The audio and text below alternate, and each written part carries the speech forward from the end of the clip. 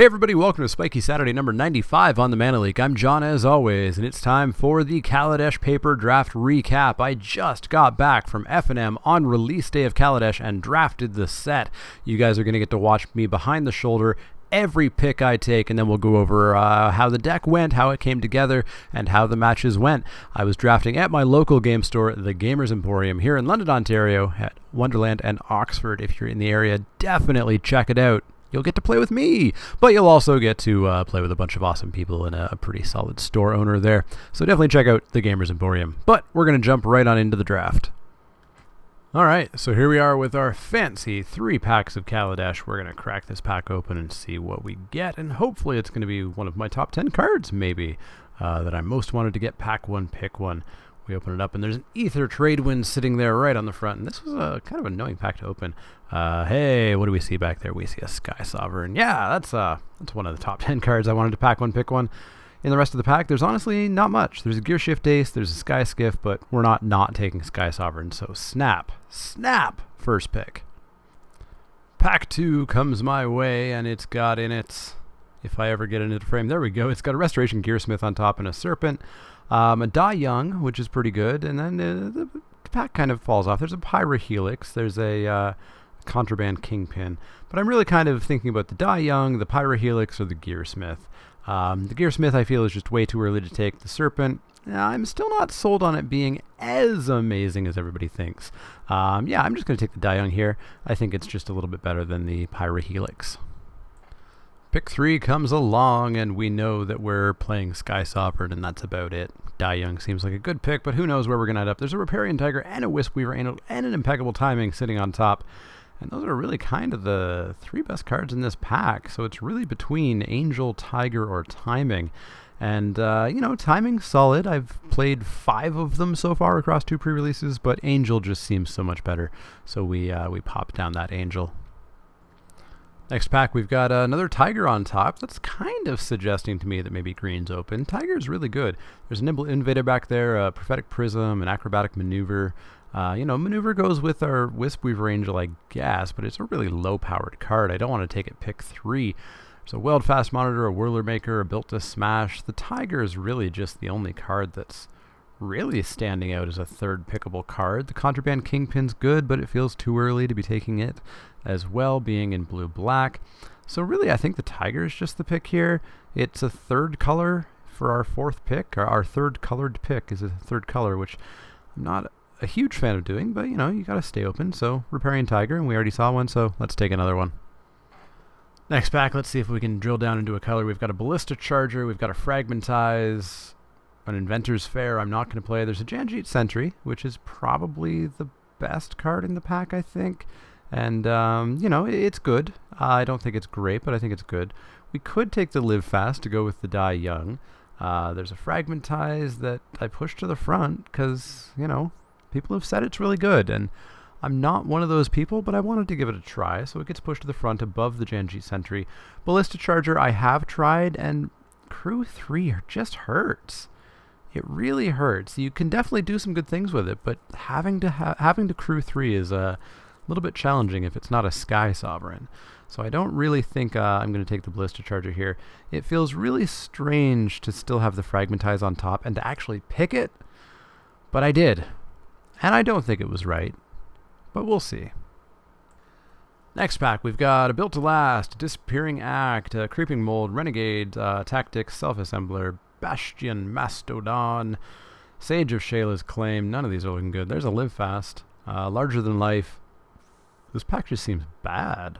A lot of combat tricks, a lot of really kind of mediocre creatures here in the Mastodon and the Self-Assembler and the Sage for that matter.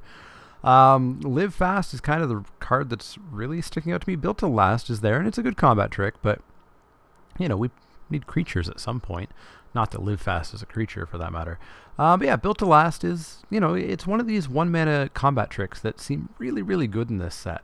So it does hang out there at the top for a fair while before the Live Fast does get pushed to the front. It does combo pretty well with Die Young, as the name would suggest. I even take a look at my cards and say, wait, what have I drafted so far? I've got 2 white cards, a black card, a green card, a colorless card. I guess we take the Live Fast and we maybe start pushing into black. Next pack's here already. We've got Inventor's Goggles, Prakata Club Security, a bunch of red, but none of it great. Spireside Infiltrator, maybe. Tactics isn't really something I would take, or Spectacle. I do not care for Inventor's Apprentice, but I'm pretty sure I'm going to push towards black, so I do take the vanilla 3/4 and decide to stay open rather than take my fourth color in red. Next back, we've got Select for Inspection on top, Terror of the Fairgrounds, Cat Monkey, Tezzeret's Ambitions, Hazardous Conclusions, which I'm not a fan of. This just seems like a bad pack. Select for Inspection's probably just the best card here, but I haven't taken any blue yet.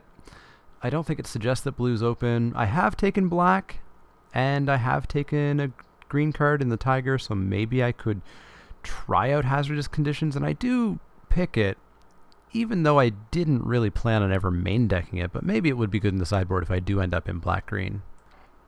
Next pack comes along. We've got a Glint Nest Crane, a Thriving Turtle, a Takedown, a Herald of the Fair, a Reckless Fireweaver, and a Woodworker's Puzzle Knot. Yeah, I don't know what's going on here. Glint Nest Crane, I think, is fairly decent if you can get enough artifacts. Herald of the Fair is just straight up, normal kind of creature that you'll always play and never be happy about, so I decided to take it. But I am kind of questioning why the Glint Nest Crane was still there. Next pack, we've got another Glint Nest Crane, and then garbage. A Mind Rot, Dramatic Revelation, or Revelation? Reveal. Fireforger's Puzzle Knot, and a Prophetic Prism. I take the Glint Nest Crane. Maybe blue is actually open, so maybe that's where I start pushing towards. I think I'm black, and that's about it. I don't know if I'm white, green, or blue just yet. Next pack, we've got Curio Vendor, High Spire Artisan. I look to make sure, did I actually take that blue card? I did take that blue card, so maybe I could take a Curio Vendor even though I don't want to play it. High Spire Artisan, I guess, goes down the green trail, so I do take that. And I just don't know where I am right now. I take a look at my cards, and I'm in 3 different colors so far. 4 different colors. I'm in black, I'm in white, I'm in green, I'm in blue. Trying to get somewhere. We take a look at this pack, and there's Nimble Innovator, which seems decent. It shouldn't deserve third last pick, but it was there, so I take it and I say, well, all right, looks like maybe blue is in fact open, so maybe we're going to head in that direction. Second last pack is here. We've got Glass Blur's Puzzle Knot. Sure, I'm not going to take a Cathartic Reunion. And then we get our Renegade Tactics. So, yeah, after pack 1, I have no clue where I am other than playing Sky Sovereign and probably pushing towards black. But let's see what pack 2 gets us. We crack open pack 2, and we look at the rare, and it's a Metalwork Colossus. There's a Spireside Infiltrator. There's an Ether Theorist, which, hey, I'm thinking about blue, so maybe it's going to get pushed to the front. And it does. There's some green. There's Prakata Club Security. There's a Subtle Strike, which is kind of like removal. It's a weak removal, but it's removal. There's an Essence Extraction, which is even better removal. There's a Foundry Inspector, which I think I should push to the front, and I don't for some reason. I think I was already kind of in on this Essence Extraction, and it really kind of became Essence Extraction versus Subtle Strike. Subtle Strike requires creatures, and it doesn't kill X3s as easily, but it can do things like kill a 4/4 if you have a 4/4, because you can make it a 3/3 and make your 4/4 a 5/5, plus it gets a counter. But I do go for the Essence Extraction. Not needing a creature, not being a combat trick, just sounds a little bit more consistent to me. Next pack is here. We've got Inspired Charge, Ether Trade Winds, a Reckless Fireweaver, Attune with the Ether, not Aether either. Thriving Rats, Renegade Freighter seems pretty good. That gets pushed to the front. There's a Welding Sparks. There's a Incendiary Sabotage. Welding Sparks is probably the best card in the pack, but I haven't taken any red yet, and I don't really want to go into a 5th color, so I just take the Renegade Freighter, which I know I will play in every single deck that I end up in, so I take that instead of the Welding Sparks.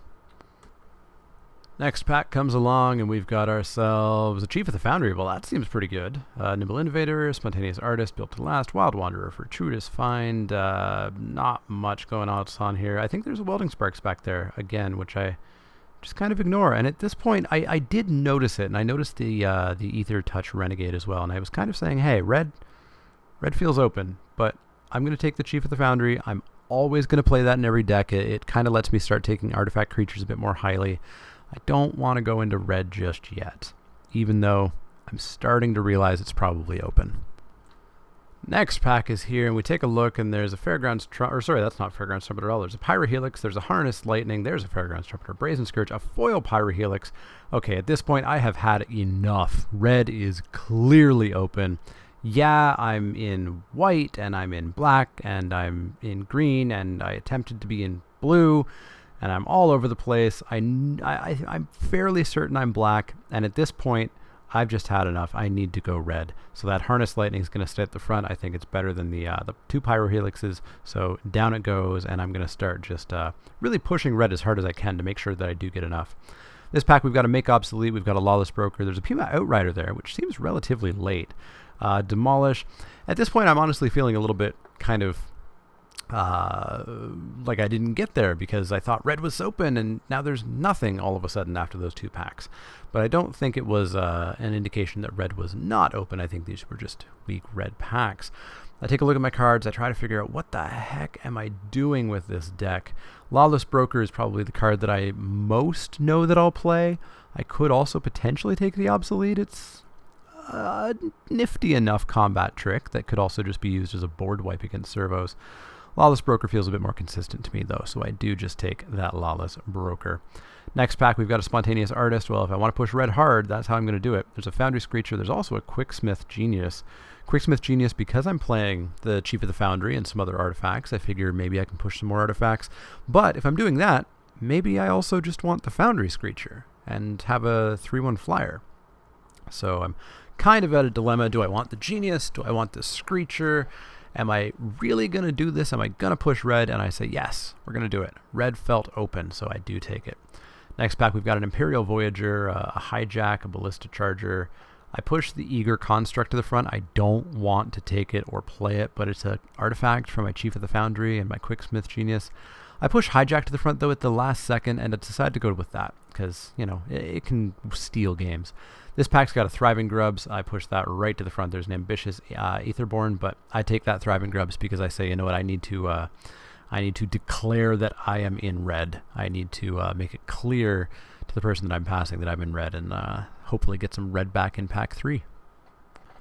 Next pack is here. We've got a Rebuff. We've got a Spireside Infiltrator. That gets pushed right to the front. Prakata Club Security is not going to beat it, so we take that Infiltrator, and we've, at this point, kind of decided, yeah, we are doing black-red with a healthy dose of artifacts, I hope. Next pack comes along, and there's a healthy dose of red here. There's an Incendiary Sabotage, which I read and reread, and it's not quite what I want to be doing. I don't want to be sacrificing my artifacts too badly. I'd rather have a Fireweaver and just kind of ping in for some damage here or there. Plus a 1/3 on turn 2 will save me some time to get to Sky Sovereign and such, so I do take the Fireweaver. This pack has a Spontaneous Artist, which I push right to the front. I'm not going to take the Mastodon, and we're not in blue or green, so in goes the Spontaneous Artist. Third last pick comes along, and it's between a Trumpeter... no, Commencement. It always looks like Trumpeter. I take the Ruinous Gremlin. It's the only card I'm potentially going to play, and it's going to sit in my sideboard. It's definitely not going to be main board. Second last pick, we've got a Mind Rot or a Cathartic Reunion. I probably won't play either. Let's take the Mind Rot. I guess pass that Cathartic Reunion and get our last pick, a Cathartic Reunion. Ain't going to play it, though. So with that, we're going to move on to pack 3. I'm pretty certain I'm black-red at this point. We look at the back. There's a Scrap Heap Scrounger, which seems decent. There's a Vampire White Hawk. There's an Impeccable Timing. There's some decent white in this pack with the Eddy Trail Hawk, but that ship has definitely sailed at this point. So I push the Thriving Rats to the front, but then I push the Scrap Heap Scrounger. I give it a relatively low grade, and I don't like it in most decks, but in my deck, if I'm going to be aggressive, plus with Chief of the Foundry, we could probably play it and get some pretty good value out of it. I think if you are aggressive, you can do some really good work with it. Next pack comes along from our neighbor. Hopefully we sent some good signals. Hey, we did. Skyship Stalker. Another of my top 10 cards I most wanted to open. Slam pick that. There's nothing else in the pack worth even looking at. I mean, there was Veteran Motorist, but we're not really in white, so snap, Skyship Stalker.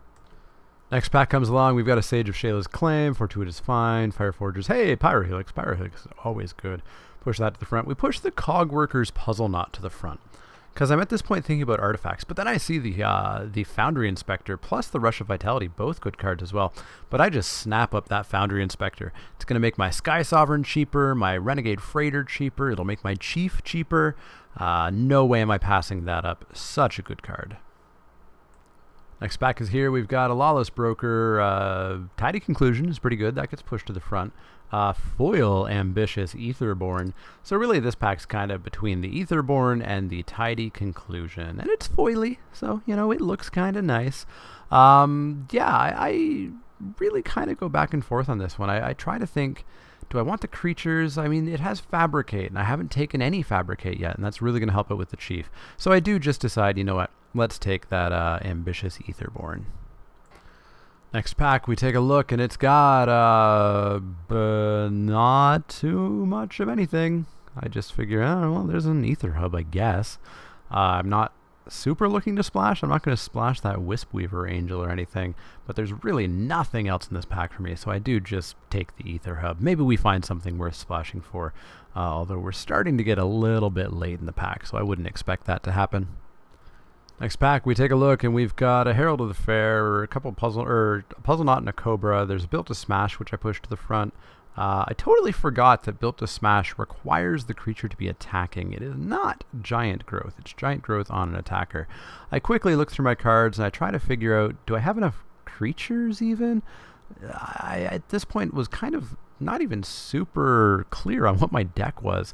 There is another Ambitious Aetherborn. When I counted, I did only count something like 10 or 11 creatures, and I said, you know what, I need creatures. Combat tricks don't do it. So I take the second Ambitious Aetherborn. Plus, hey, you know, more Fabricate for the Chief and whatnot. Next pack's here, and we've got a Reckless Fireweaver. I've already taken one. I wouldn't mind another one, but there is just an artifact creature. A 3/2 for 3. This is the artifact creature that I think I would just basically always play if I needed a creature. I wouldn't always play it, but if I needed a creature, I would always play it in every deck. And I'm in red, so the fact that it gets menace makes it even better. This is probably my favorite of the this cycle of this, just because of the stats to cost ratio. Next pack shows up, and we've got Lost Legacy, Morbid Curiosity, Make Obsolete. A lot of black, but none of it really good. I'm not going to play Lost Legacy or Morbid Curiosity. I might play Make Obsolete, so I do pop that into my pile. Next pack shows up, and we've got really nothing for us outside of a Prophetic Prism. Again, I don't think I'm going to splash for anything, but I take it anyways. Maybe we still get something to splash for, right? Such as, I don't know, a Veteran Motorist? I'm surprised it's here. That strongly suggests to me that flat out nobody's playing red-white.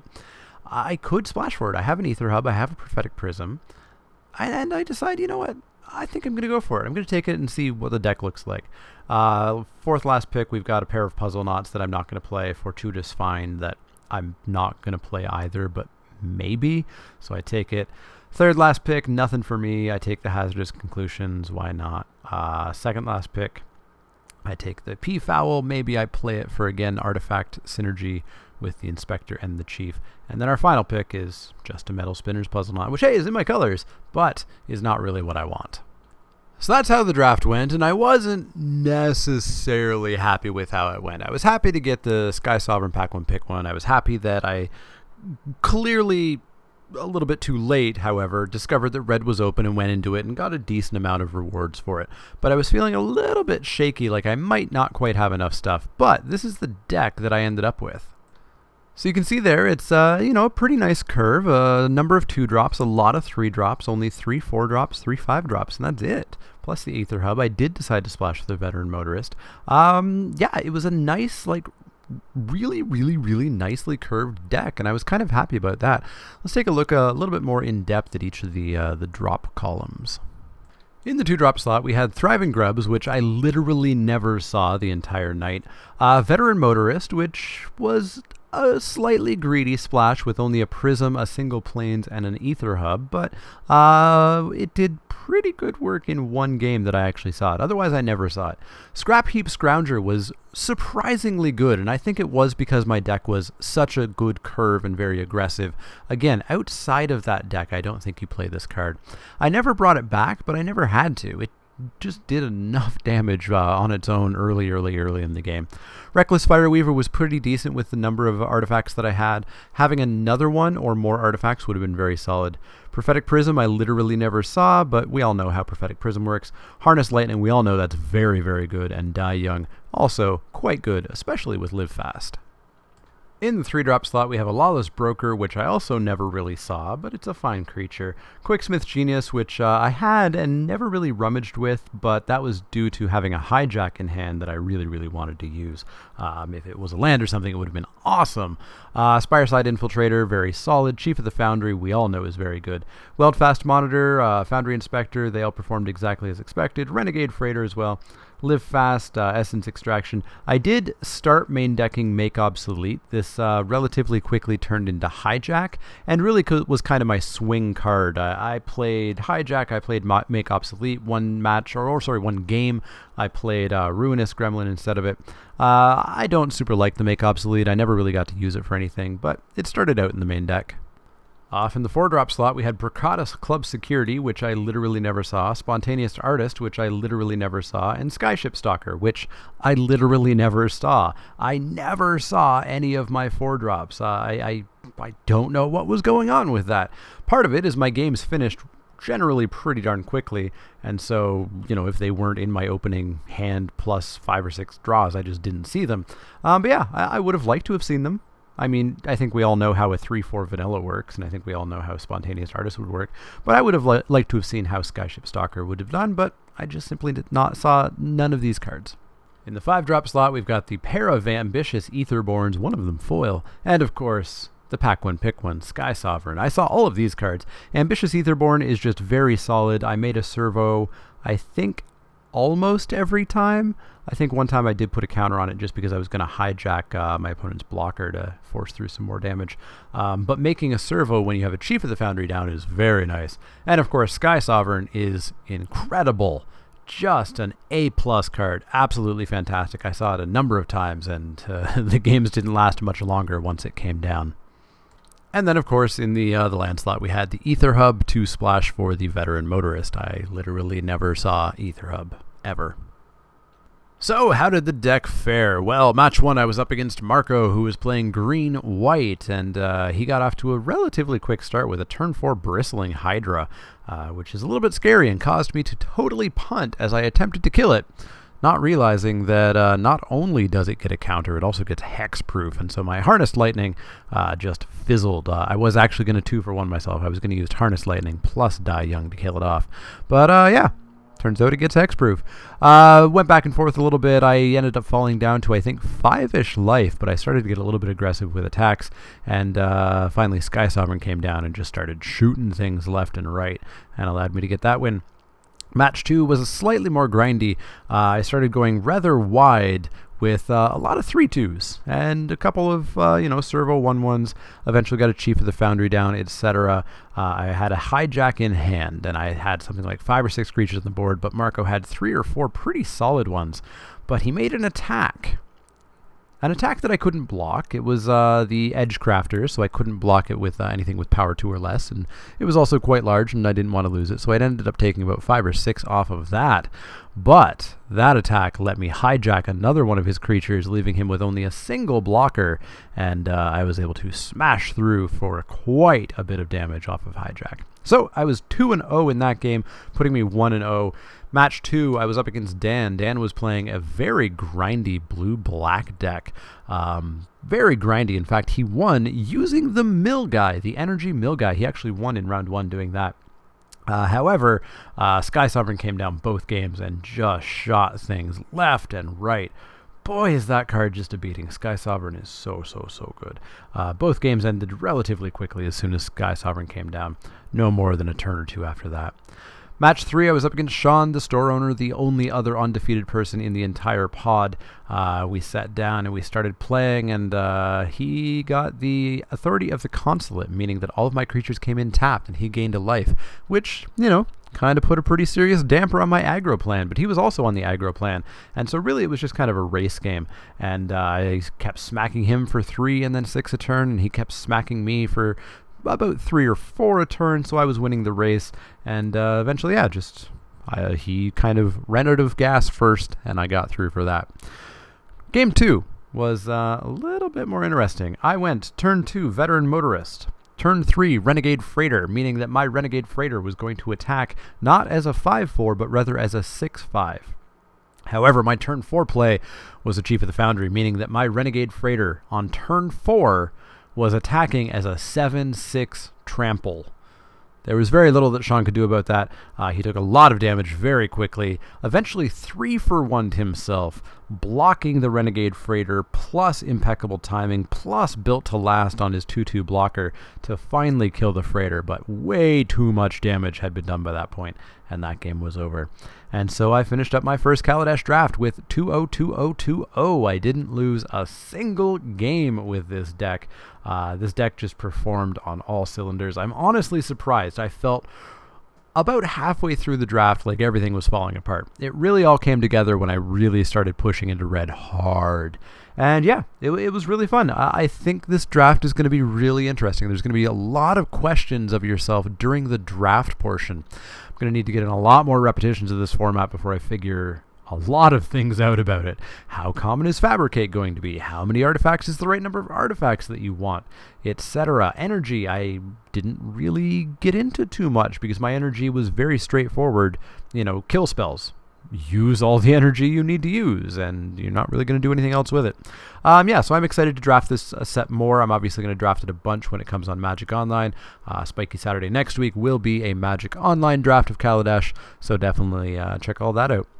As always, I want to hear how your pre-releases, we're past that, how your releases went. So in the comments down below, let me know how your first drafts went. Let me know how your experience with this format drafting it is so far. As always, if you have any questions, comments, or suggestions, you can find me on Twitter at the Mana Leek. That's L-E-E-K, like the vegetable, not the card. You can also find me at facebook.com/themanaleek, twitch.tv/themanaleek, and if you do want to help me out, you can go to patreon.com/themanaleek and look at becoming a backer there. Thank you very much to the backers that I currently have. If you're going to become a backer, why not do it now? $1, $1 million, anywhere in between that. Don't go over $1 million, though. I will be very upset with you. Just checking out there. As always, you can expect the usual weekly videos. We are still in release mode. The final sort of release video will be a box opening, which will be up tomorrow, Sunday. I have a box of Kaladesh, and it's one of the few times that I don't really do any strategy discussion. We're just going to break it open and open up 36 packs and see what we get. So stay tuned for that. And then, of course, we will be doing Kaladesh Crack-A-Packs, Wacky Wednesdays, Top 10 Thursdays, and Spiky Saturdays as usual. If you do have any questions, comments, or suggestions, let me know.